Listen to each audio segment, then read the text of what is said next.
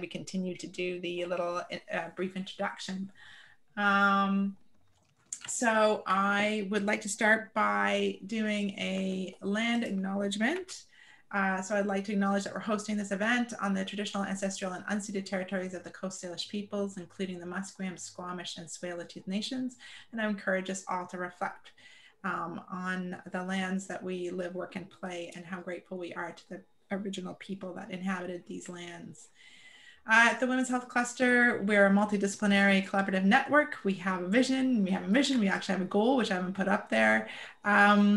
We have over 200 members, so that's a wrong slide there on the side, so I'll have to change that. We do have a little bit of funding that we can give out, mostly to trainee and trainee specific events. So please do be on the lookout for those. The reason why we started this cluster was because females and women are really underrepresented in research. So, you know, while sex differences research is on the rise, which is in red here, this is in mice and rats, both sexes here, you can see 56% of human and animal studies. It is on the rise from 10 years ago in terms of percentage, but you can see male-only studies, depending on which population you're looking at, around 27 to 40%, but female-only much, much lower percentages. So we really need more dedicated research for female and women's health. We are also running a Women's Brain Health virtual conference series, which is running monthly events. We have a cocktail hour, so if you haven't joined anything else, you can join the cocktail hour on December 11th. And we are very grateful to our sponsors for the conference series, including Dr. Elizabeth Rideout, who has donated part of her sex and gender chair to the Women's Health Cluster, and these other organizations, because without them, we couldn't host these events. Today, if you'd like to follow a conversation on Twitter, we have a WHSS as our hashtag. Instead of using Slido today, we're going to try the chat function. So please just put your chat question in there and I'll moderate the chat afterwards.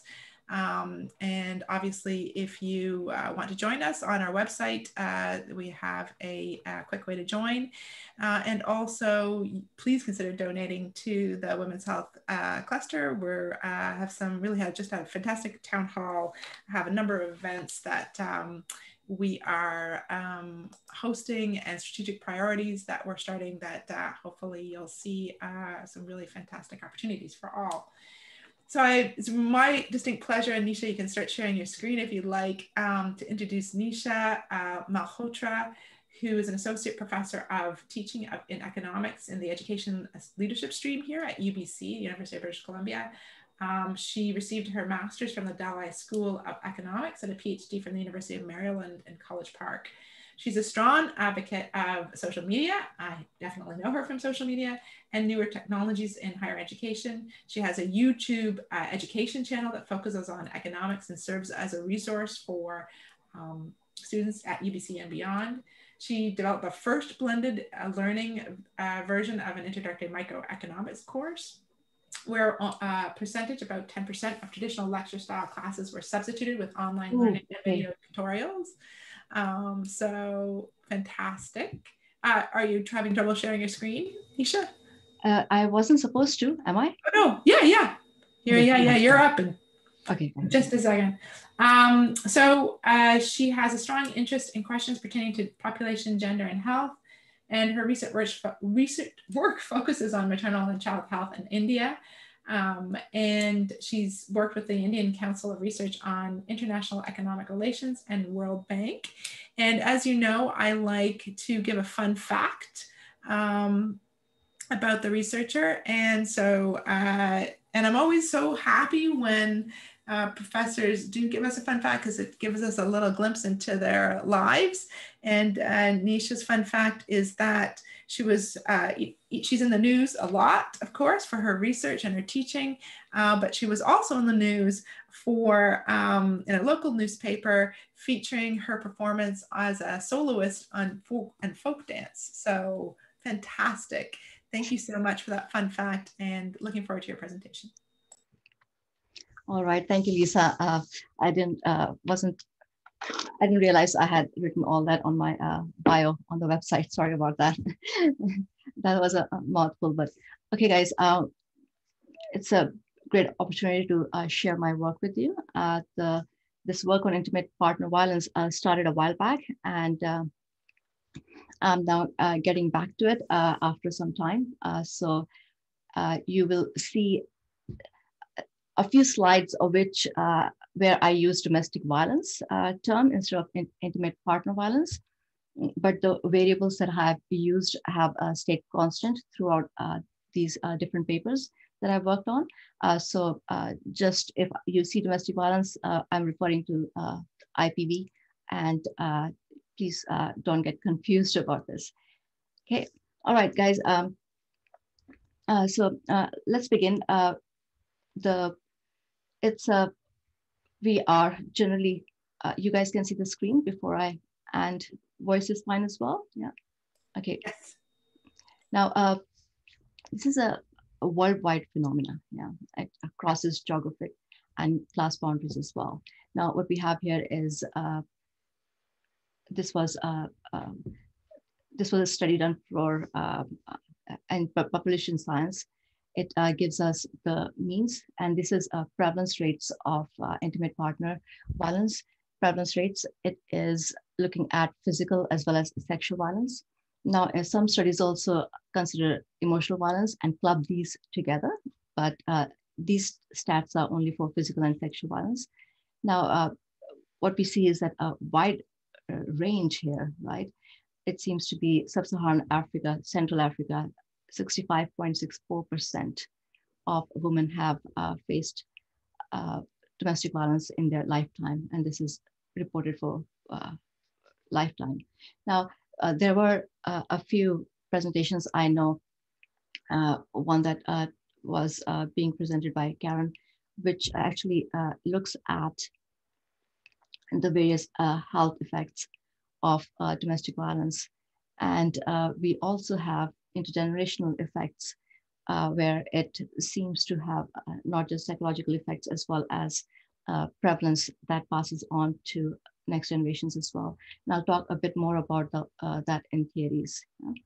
So it's most of the research that is done on it highlights the health burdens or the international generation effects, looking at some socioeconomic variables as well, and trying to explain how and why we observe such high levels of incidence. But there are a few theories which most of the work that is done is based on. I'm going to list a couple of these up here, and some of these I have adopted and used in my research, and there are others that I haven't actually researched on, but there is enough literature on those theories. So first is the sociobiology or evolutionary theory, which is kind of controversial as well. Now, in this case, the violence is thought to be a result of our evolution, and it is generally to coerce women to behave in abusers or perpetrators' reproductive interests. And this is rewarded by natural selection. Now, there isn't much proof for this theory because if the prevalence of violence where females are the perpetrators, or where we see violence within the same sex couples as well, it cannot be explained by the evolution theory. So, and then the feminist theory, which is the most common that is relied upon for models, is the fact that the roles, the gender roles and expectations are set in society, and whenever a woman is not behaving in an appropriate or acceptable way that has been set, then you are likely to see incidences of domestic violence. And this is generally a result of patriarchal setup and ideology where this stems from. Then we have the social cognition theory. And this is that the perpetrator accepts violence by either witnessing it or experiencing it. It might be a witness of their parents' episodes of violence, or they faced abuse either at home or in school, or they have seen this among their peers. So it's a society that they learn from, and which builds their acceptance of this event or of this behavior. And then we have the generational cycle of violence, which says it actually crosses generations, and there is a biological basis for it. There are certain genes that are inherited, and this is the neurotransmitter dopamine gene. And there are three alleles, I think, which are named or which have been studied so far, which are generally associated with a person's sensitivity to the environment, and has been shown to be correlated with violent episodes. Yeah, but this is conditional on the presence of stressors, and also epigenetics is involved as well. So it is your environment, as well as not just the fact that you have inherited it from your parents, but if it has been turned on or off given your environment. And the second is that it's a learned behavior. You have learned that intimate partner violence is accepted, and you might have observed that one of your parents was able to manipulate or were able to influence the other partner using these means. So you might see this as a tool to get what you need or what you want. And then we have contextual or situational models. Now, these models are really overlap with others as well. And this is looking at the current events in your life. So it might be a financial stress or an economic stress, having been unemployed, or having too much debt that actually is a trigger. And as a result of this trigger of a stressor, how individuals interact with this and what is their stress level. Again, just the presence of a stressor does not necessarily result in domestic violence. And most of the time it does not, because we don't see 100% or 90% of the incidence levels of IPV. And almost all of us do go through periods of high stress levels. But it is how these exposures to stress is influencing, and their behavior in turn is a result of either your social cognition theory based on SCT, or is based on a learned behavior, or inability to work through your emotions and use the tools to recover from it. Okay? And so, as I said, contextual or situational determinants that you look at are really based on other theories as well. Okay? Now, most of the work that I have done is looking at the feminist theory, and to some extent, it also looks at the social cognition theory. There has been a limitation of the data that I have used and the studies that I have done as well, that we haven't been able to look at too much of contextual factors that have played a role. So more of the current events, taking those into account. So we did not have that.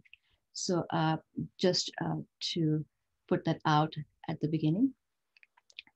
All right, so the work has been done mostly in South Asian region, and this is for India and Pakistan.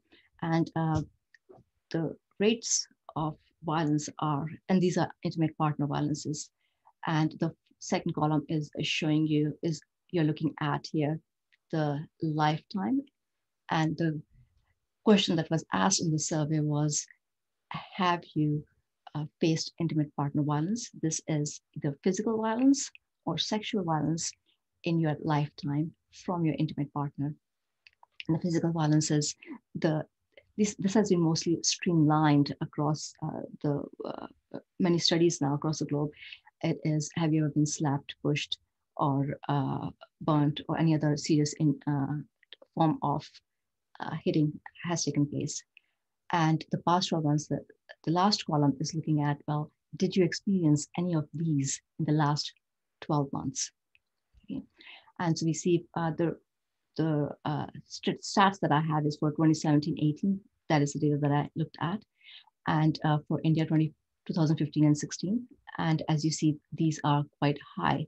Now, I've placed the IPV prevalence rates for Canada, which reports it as last 5 years. And you can see the comparison between what's happening in the developing country and for Canada as well.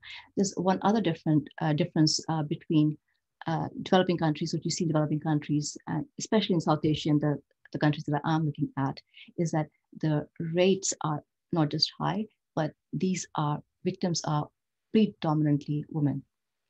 Okay, now it can be that it is biased because we might have men that do not report violence, and so that might be the case as well. But generally speaking, looking at also taking into consideration that women might not be reporting it either, we do see a high level of female victims. You know? Now, in these societies, violence has also been tolerated for a long time. It has been to some extent normalized. Yeah? So despite the fact that we have information on whether a woman who is in a violent relationship, whether she accepts it or not, or to look at her beliefs, it was difficult to think about that because your beliefs are generally formed by your experiences as well, right? And you tend to justify it. And so it was hard for us to look at what beliefs, even though we had information on beliefs, whether to look at these beliefs and how it actually results in violent episodes. I'll discuss that more in detail as we move on. Okay. So now the feminist theory, so this is the first paper. This is a paper with Mukesh Ishwaran from economics department, and he has worked effusively on issues related to development. And now he's currently working on religion and how it affects our economic behavior. Now, in this paper, we began looking at some determinants of domestic violence for the Indian population. And these were women that were interviewed and surveyed. And we went into this research with certain mindsets. And one was that both of us come from different regions. I come from the north region of India, and he is from the southern region. And the literacy rates and employment rates are much higher for women in southern areas, in states.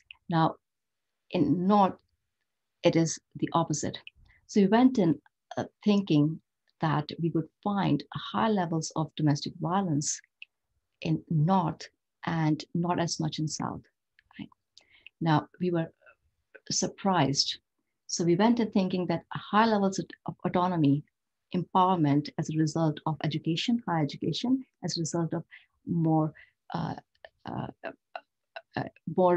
women having joining the workforce, we would see lower incidence of partner violence. And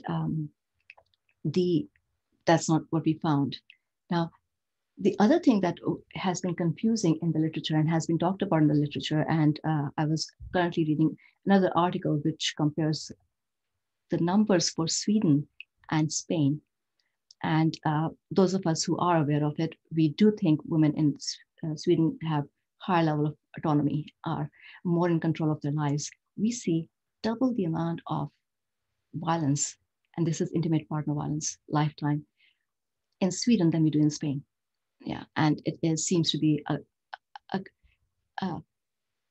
sort of a puzzle that hasn't been, that academics or the scientists have not been able to think through.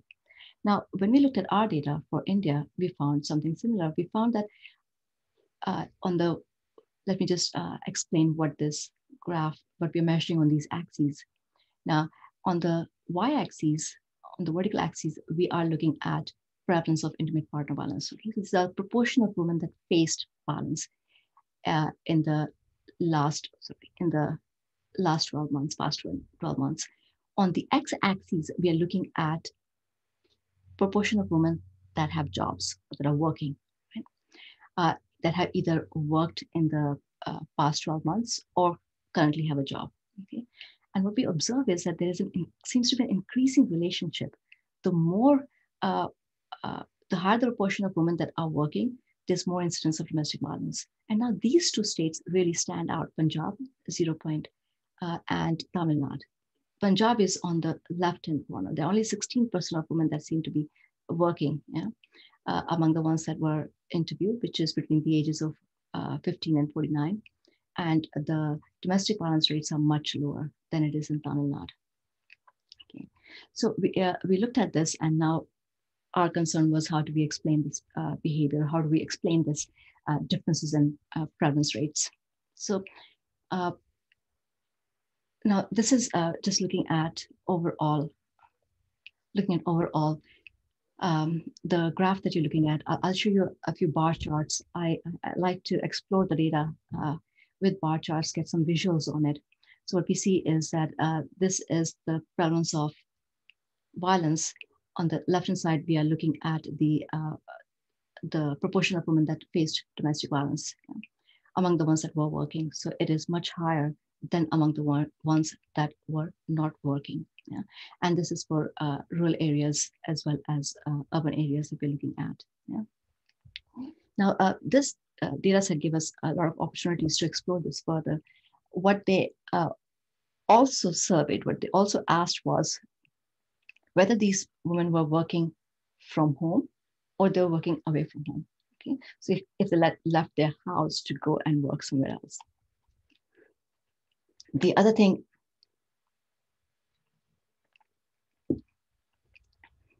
that they asked about was if they were working, they were self-employed. So a lot of women in India would be working from home, and these might be not very organized sectors that they're working in. So if they're working for self, or if they're working for a family member, or working for someone outside the family. Okay, so we have these different categories. Right? Now, what I'm going to show you is the prevalence rates for these different groups. Okay, now let's take the sample of all women that work, and let's look at the numbers for these different categories. Okay, and so let me just walk you guys through this. And this was difference that we are. So among the women that are working, this is the group that is either working for family members or they're self-employed. Okay, among those, there are women that work from home or they leave the house or go away to work. Right? So we see that among the ones that leave the home to work for a family member, or they are self-employed but they leave the house for their work purposes, they face higher prevalence of domestic violence than those that work from home. Among those that work with someone else, even within that population, we find, so you're not working for family member or self-employed, but you're working for someone who's outside the family. You are interacting with someone outside the family for your work purposes. If still you are performing this task at home, you face less domestic violence than if you leave the house. And this was significant. The differences were significant. Now, so what we really find is that there's higher prevalence of IPV among those that work away from home or those that work for someone else. Now, to some extent, we thought maybe that what this is really giving us is, to some extent, throwing light on this evolution theory, because this is really reflecting on whether the husband has trust issues. There is scope for female infidelity if she leaves the house or works for someone else. So this might be a way for men to control women's behavior and their the reproductive interest, or control their reproductive choices and the choice of other partners.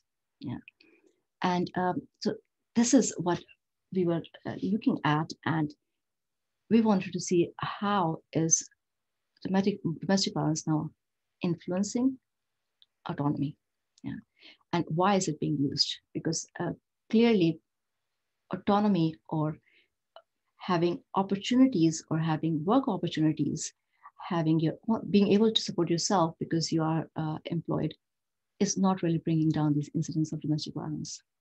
Again, keep in mind that when we are thinking about this, the perpetrators are predominantly men in this case. So our conceptual framework, and this is the paper that I'm showing you results from. Now, in South Asian settings, both in India and Pakistan, wife manages most of the household. You know? And there might be differences in preferences over allocation of goods. You know? And there are cases when you don't have any differences in preferences or differences in how you want to allocate money or how you want to allocate resources. Okay? Now, our hypothesis was that violence is being used as a tool whenever there are differences in preferences. Domestic violence violence is being used as a tool to align your partner's interests with your own. Okay? Or basically, you can say, wife disagrees on how to spend money or how to perform certain tasks. Husband is going to be using domestic violence as a tool to convince her otherwise. Can't use the word convince there, right? Anyhow, now the other thing is that in our model, in our framework, we did not associate any positive benefits from violence to the perpetrator. So husband is getting no benefits or no joy from using this tool. Okay? And female, of course, is not. And the other thing that I want you to mention, you might not be aware of, after marriage, the woman generally leaves the house, leaves her natal family, and goes and lives with her husband's family most of the time. So these are referred to as joint families compared to natal families where you have the individual couple living. Now there has been, there used to be the joint family was majorly, that was what household looked like, but because of modernization, urbanization, that has been changing, but still you have a high proportion of households where you have joint families. Yeah. So it's not just the husband, but husband's parents as well, which would try to have control over the wife. And so I'm just going to give you a brief outline, nothing too complicated here, to explain how we set up this model. So we are looking at two individuals, husband and wife, and their aim is to maximize their preferences, to maximize their welfare, to maximize their utility. Yeah? And their welfare, utility, or happiness depends upon whether they're spending more money, let's just say, more money on kids or more money on household goods. This might be TV, fridge, or whatever you might call it. Yeah, just giving an example. So there are two goods that you want to allocate resources on. And you have differences in opinion. Yeah? And the differences in opinion here is shown by how much weight, alpha 1, do you put on the good X, which might be education, or which might be clothes for kids or food. And the beta 1 is the weight that you put on the other good. Yeah? And wife has her own preferences, and the preferences are being reflected by alpha 1, which is the weight that you are putting on these goods. And husband's preferences are being reflected by how much weight he puts on the good X. So when you have a framework, when you have a case where alpha 1 is not equal to alpha 2, they disagree, then you have a non-cooperative framework. And in those cases, you might find incidents of violence where a husband is trying to influence the wife in changing her preferences. Okay. Now, this model can be used not just for violence where you see male as the perpetrator. It might also be used in case where female is the perpetrator of violence, or violence in same-sex marriages as well. Yeah. Now, so this is what we're trying to see, what function does domestic violence serve in these cases when we don't see higher autonomy actually increasing, reducing higher autonomy, reducing the levels of domestic violence. Okay. Now, the research design, this was a survey that was conducted in 1980, 98, 99 among women from the ages of 15 to 49. It provides information on demographics of the population, socioeconomic, as well as certain health parameters. Yeah? So if any of you guys want to use this data set, I'll be happy to walk you through this. This is a secondary data analysis, so health parameters as well. And you have information on women's autonomy. So these were questions that were asked of the women, and on domestic violence. Yeah? The questions were related to physical violence, sexual violence, as well as emotional violence. And we focused mostly on physical violence and sexual violence. Now, this was done for for a larger population, we reduced our size of the sample to currently married. The outcome variable was dichotomized, which is perpetration of physical IPV in the last 12 months. And for analysis, we did multivariable or multinomial logistic regression. And this was a complex sample that was used, sample survey, two-tiered survey that was conducted. And to account for that, we use weights and accounted for the clustering as well in the survey. And these are the results. And these are odds ratio from the logistic regression. And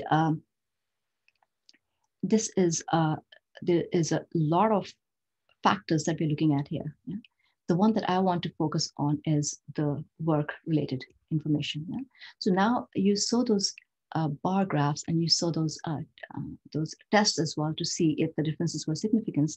But now we're looking at these results after controlling for a host of factors, right? So we have education that we've controlled for. It's women's education level as well as husband's education level. I'll talk about the weight and the height in a bit.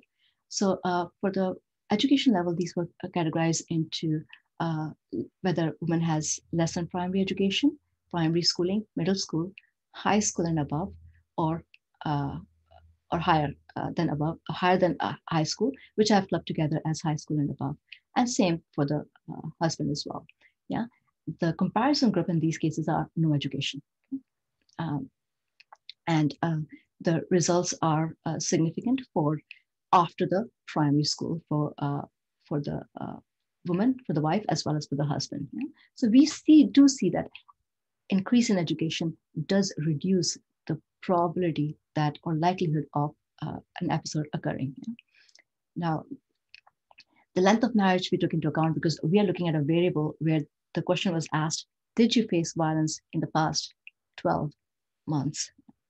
So if the wife hasn't been married for 12 months, then we account for that. And we also account for the fact that if you have been married for a long time, you, to some extent, if violence has been used, have actually streamlined or aligned your preferences with your husbands to avoid facing violence. Yeah? So we use length of marriage to account for those things. And it is seems to be significant as well. Age at first marriage, something that for developing countries becomes a very important factor in explaining these, not just violence, but also autonomy. Yeah. Now, work self, after accounting for these things and whether they are in joint families or not, we see that women, the comparison group in this case is if whether a woman works or not. That's a comparison group. Okay. So given that she's working, if she works for self, family, or someone else, she faces higher levels of violence. Yeah. And now work is significant. And what we also found was this is a wealth index. We used the index was calculated and this was low social level index, medium and high. And the way it was calculated was to look at not just their, because we didn't have information on income, but different assets that they have in the house. And a composite was formed and we came up with the index. This was actually provided by the within the data set itself. And so you have domestic violence, which seems to go down with an increase in income. So as far as proximal or contextual factors were concerned, this was the only thing that we did have in our model, right? So there are no other current stressors that might have led to this incidence that is being accounted by in this model that we put together. Yeah. So, which is, so whether husband had a time where he was unemployed, or there is an increase in debt, or there is a death in the family, or other stresses, anything that was happening at the current time have not been accounted for. Okay. A big limitation of the study. Now, we also wanted to see how domestic violence affects autonomy.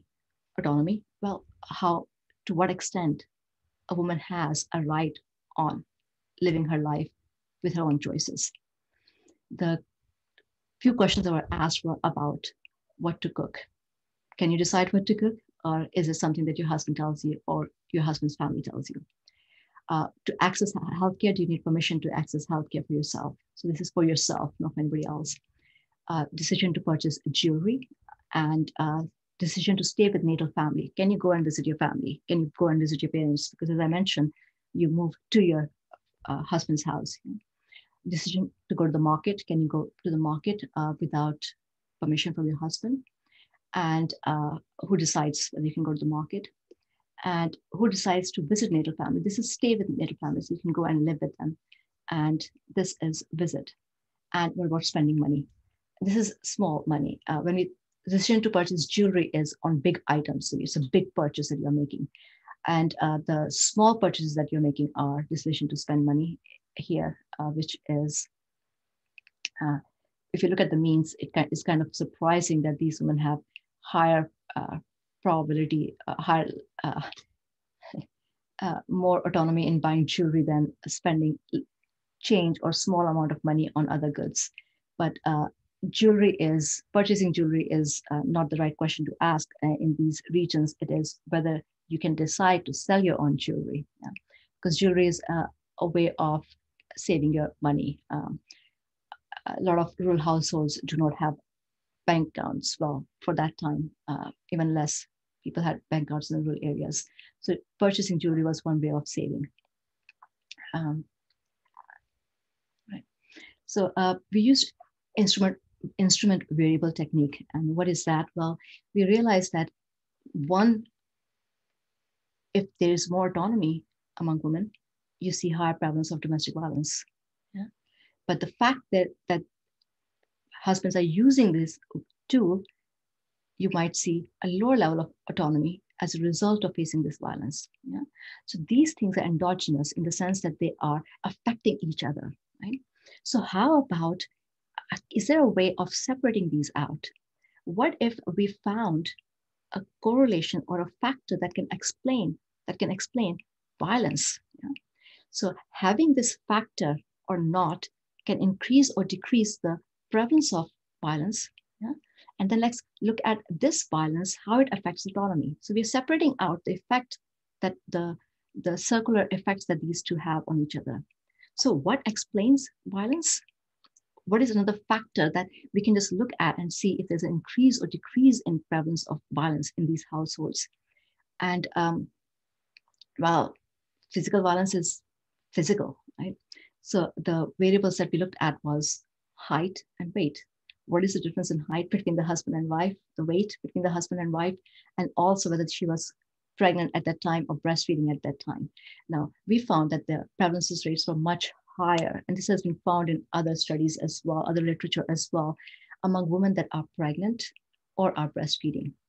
Breastfeeding, especially if breastfeeding is done at child's will, because you have to leave everything and go and take care of the child. And if when you are minding the child, you have less time or you are not appropriately taking care of either your husband or your husband's family. And so we see an increase in domestic violence. So we took those variables and tried to predict domestic violence and then try to see if this domestic violence actually influences autonomy. Yeah? So this is domestic violence, whether it has any effect on decision to stay with your family, purchase jewelry, access healthcare for yourself, or allowed to buy money. Yeah? This is when you use height as an index. This is when you use currently breastfeeding as an index to represent domestic violence. And this is using both instruments. And what we see here is that domestic violence, after having used instrument variable to separate out the effects, seems to bring down autonomy. And which further suggests that maybe at times it is not a result of stresses, but a result of trying to influence your partner's preferences, yeah, or choices, or having a way. So that was the paper that we had with Mukesh. Now, this other paper that I'm going to talk about is a working paper with Murtaza Haider, who's at Ryerson. And this was the first time that Pakistan had asked questions about violence and about detailed questions about whether they are married to their cousins or not. So in Islam, it is to some extent a preference to marry off your daughter to cousins and to marry your sons to cousins as well. And how prevalent is this? Well, this is the spouse's relation to wife. So what is a husband's relationship to the wife? And there's roughly 40%, so more than 50% of women or men are married to their cousins. Yeah? And there is a distinction between first cousin on father's side, which is really high, roughly at more than 25%. First cousin on mother's side, less than 20%, but higher than 15%, and then second cousin, and then others. So you're related to some extent, you're related to each other, but not first or second cousin. Yeah? So it's highly prevalent. Now, given the fact that you actually move to your husband's house after you get married, if you're marrying someone within your, who's cousin on your father's side, given that they're joint families, you actually end up staying in the same household that you grew up in. And now you might not have differences in choices or how to behave or how to live. The behavior or the attitude has been set. If it's a very patriarchal family, then it has been set, and that's how the girl has grown in that family. Yeah? And this was a demographic health survey. This was done for Pakistan for 2012, 2013. And, I might have the years wrong here. Now, they interviewed 13,500 women, a smaller sample compared to what it was we had for India. Again, 15 to 49 years, and it provides us with different estimates as well. In this case, again, the outcome variable was a dichotomized preparation of physical intimate partner violence, and the analysis after accounting for the two-stage sample surveys, we used multi-nomial or multivariable logistic regression. Yeah? And so this is the result. We have, what we observe here is that there is lower incidence of domestic violence if you are married to the first cousin on father's side. So you are staying in the same household and that you grew up in, most likely. Yeah. And the comparison group in this case is the category that we left out. And the category that we left out in this case is no relationship to your husband. Yeah. There's no relationship between the spouses. So compared to that, if you are marrying your first cousin on father's side and most likely staying in the same household that you grew up in, you face less domestic violence. To some extent, this is similar to the first paper that I was presenting here, right? That you have your preferences that are more likely to be in line with your husband because you grew up with that husband. And woman's age at first marriage, again, younger she marries, more likely she's going to face violence and otherwise. Now, woman is working, we found the same results here as well. There wasn't much more information on the work status other than the fact that the woman was working. So woman is working, we found increases the incidence of domestic violence. Okay. Now, there was another variable that we could employ here, which was did woman's father ever beat her mother? This wasn't provided for the husband. So the question was asked of the women who were interviewed, did your father ever beat your mother? Yeah. And the answers were yes, no, don't know. Okay. And so if they did, this is again a binary variable that we created. If they did, it's 1. If they did not, 0. If you don't know, then we put that into 0 or we dropped it. We tried both these methods and the results were not much different. And it's shockingly high, 4 times more likely to face domestic violence, 3 times more likely to face domestic violence if the woman has seen her father hit the mother. So from this, it seems that maybe if you have seen your partner violence in your family, then you're more likely to be accepting of it. But there is one issue here, right? What do you see that? Well, it is not the woman who is perpetrating the violence here. As I mentioned, it is mostly the men, and we're looking at domestic violence from male to female. And so she would probably not have much of a choice, or maybe she does. And about the perpetrator, it's him that we should be looking at as far as beliefs and attitude is concerned. But we did not have that information here in this survey, right? Now, we did control for other things as well, which I do not present here, which is women's education. We didn't find any significance of women's education in Pakistan on her incidence of facing violence.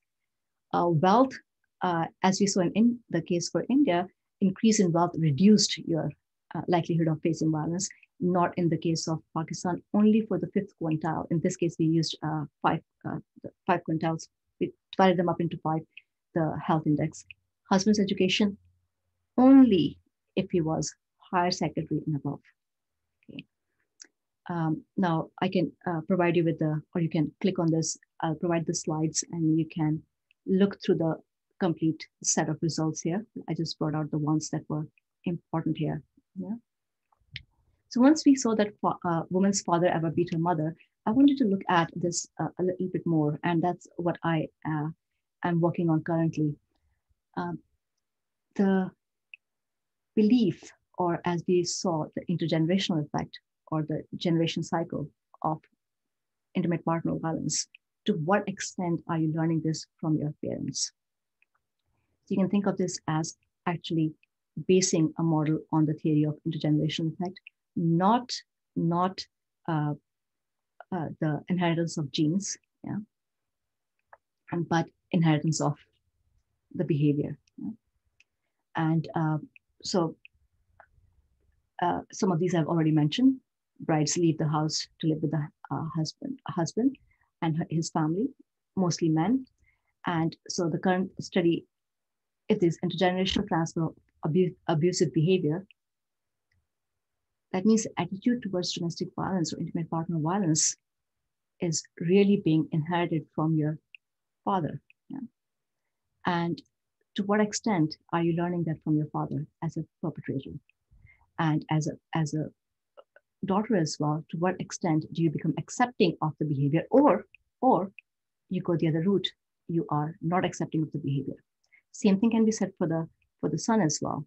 It is possible that he actually is very against because of having seen his mother suffer. Yeah.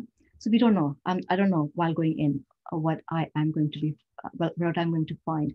But given the theory that I'm basing this on, I'm thinking that I'm most likely to find that husbands who have observed this behavior as a child among their parents are more likely to use this as a tool, you know, or are more likely to indulge in this, or more likely to be perpetrators of violence. But and to what extent education or other socioeconomic factors, right? It became illegal. Domestic violence became in 1993, so it isn't much earlier. But the fact that there is change in the legislation as well, and does that affect son's behavior or not as well? Okay, so the second one is a little long shot. It is going to take some time for me to put all that together, but I do have some stuff to show you for the first one. Yeah? Again, this is the first set of analysis that I've done. We are again looking at the same data set. A year after that, this was collected, and let me go through all the belief questions that were asked about beliefs about domestic violence or intimate partner violence. The question was asked of men: is it okay to beat your wife if she refuses to have sex with you? No, we wouldn't pose that as a question here. We would be saying, well, do you think it's okay to rape, right? But is it okay for you to beat your wife if she refuses sex? Is it okay for you to beat your wife if she burns the food? Now, that seems to be something that would be a very small issue here, but think about households where food is limited. Is it okay to beat your wife if there are trust issues? What if she argues with you or your family members or your parents? So if the wife argues with the husband or with the husband's parents, then it is okay to beat your wife. Okay? She doesn't take care of the children.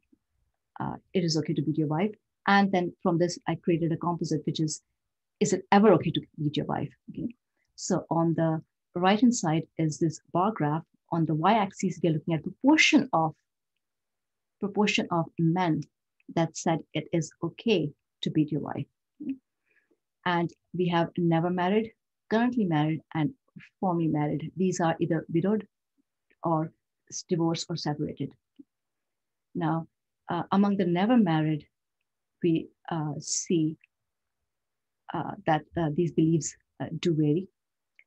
This is for if she refuses sex, and thankfully this is lower, but what we observe is that it seems to be increasing. And results are right there for you to see. So among 50% of the population that was surveyed, more than 40% thought it was okay to hit your wife for one reason or the other. 40% of the men that were surveyed thought it was okay to beat your wife. Now, among the women, this is slightly different graph, because what I want to look at here is for women, if she observed her father beat her mother, so she saw that among her parents, and I'm only looking at not married women, and I'll tell you why. What was her belief? Is it okay for her husband to hit her if she refuses sex, or if there are trust issues? Now, did father beat your mother? The answer is no. That is your first set of bar graphs that you're looking at. Belief about sex, is it okay? No, it is not okay. Yeah. Is it okay to be beaten by your husband if he has trust issues? 20% said yes. Yikes, yeah. Now, what about if you ever saw your parents indulge in this behavior, or if you saw your father as a perpetrator of violence? Well, in that case, you're more accepting of the belief. Yeah, it's much higher. This is, I don't know if my father ever beat my mother. And these are the results for that.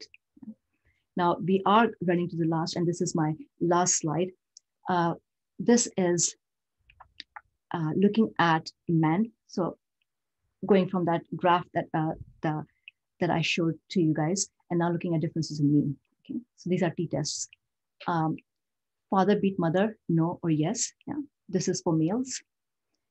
Belief, is it okay to beat your wife? And these are the means and the differences in means, because I was looking at 0, -1. You have the t-stats, which are negative, so don't worry about these. And so you have trust. Yep, a man is more likely to say that it is okay to beat your wife if he has observed his father beat his mother, and that is consistent throughout any of the reasons why he thinks it's okay to beat the wife. What about females? Kind of surprising. Not at all.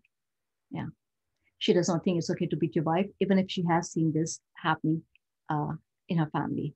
I was expecting it to be going the other way around. Yeah. It is different, but for child. Yeah. And this is something that I haven't thought through as to how to explain or how to. So if you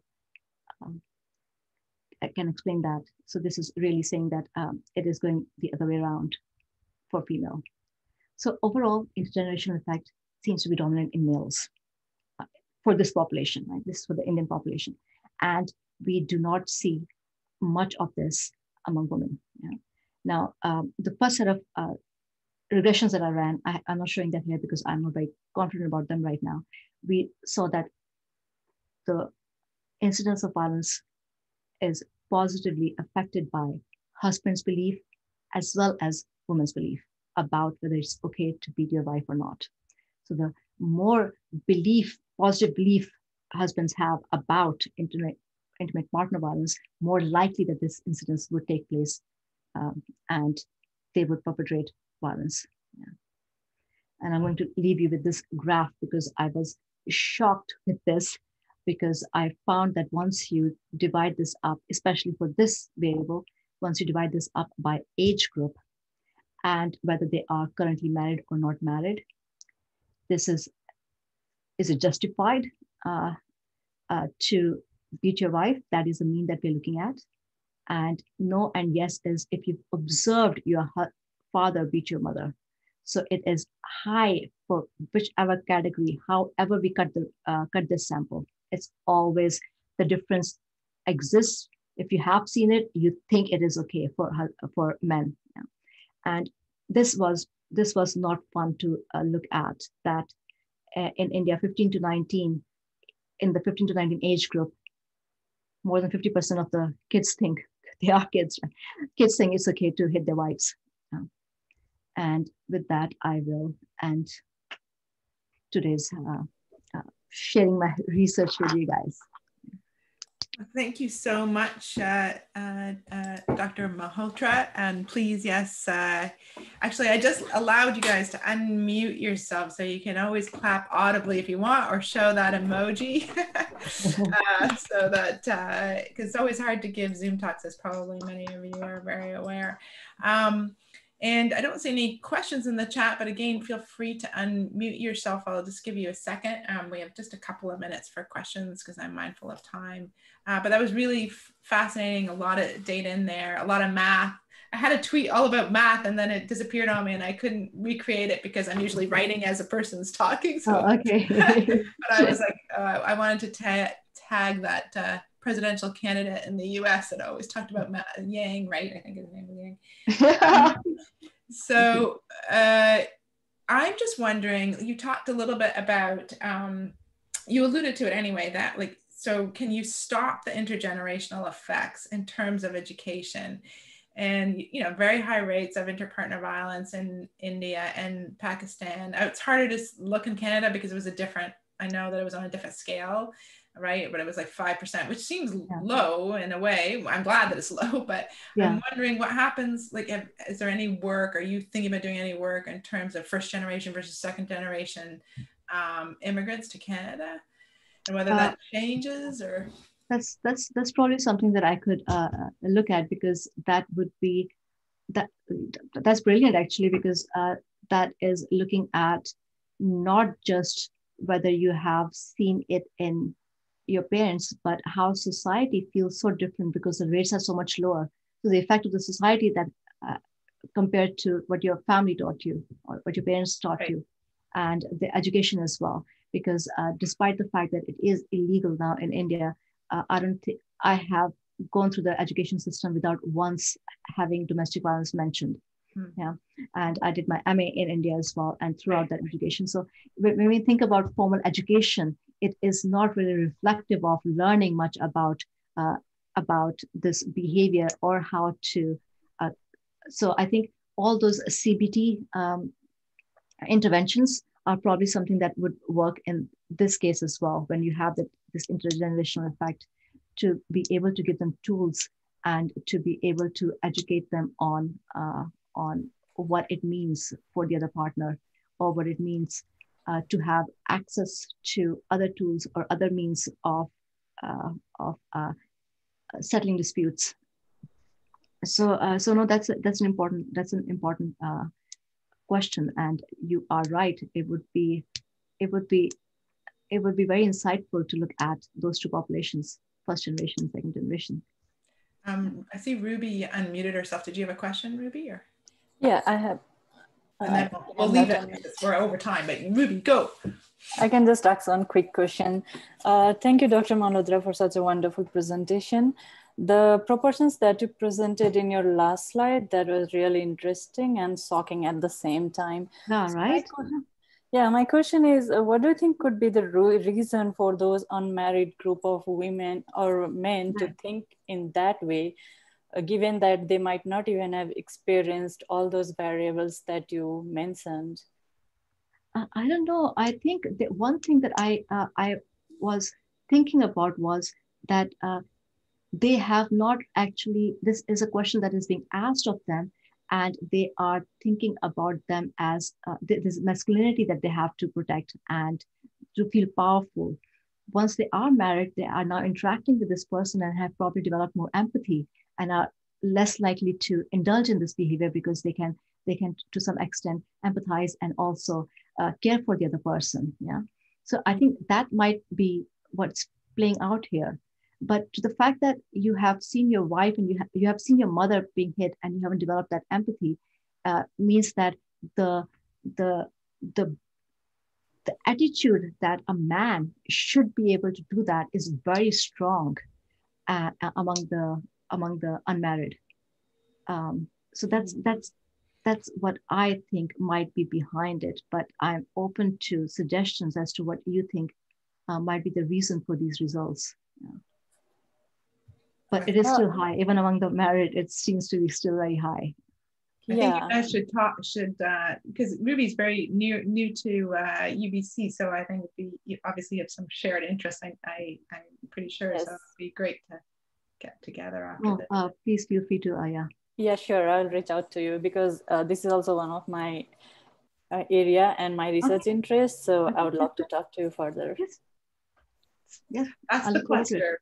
Getting people together with the research. Yeah. Yes, I have more questions. I'm sure Ruby does too, but I'm mindful of our time. So even though I'm dying to ask my question, I'm going to just ask us to give a little audible or emojicon of applause. Thank you so much. And thank you for giving your time. Oh, thank you so much for coming and attending. And Lisa, for that lovely, even though I wrote it, lovely introduction as well. No problem. Yeah. Great. Thank you for your fun facts. Yeah.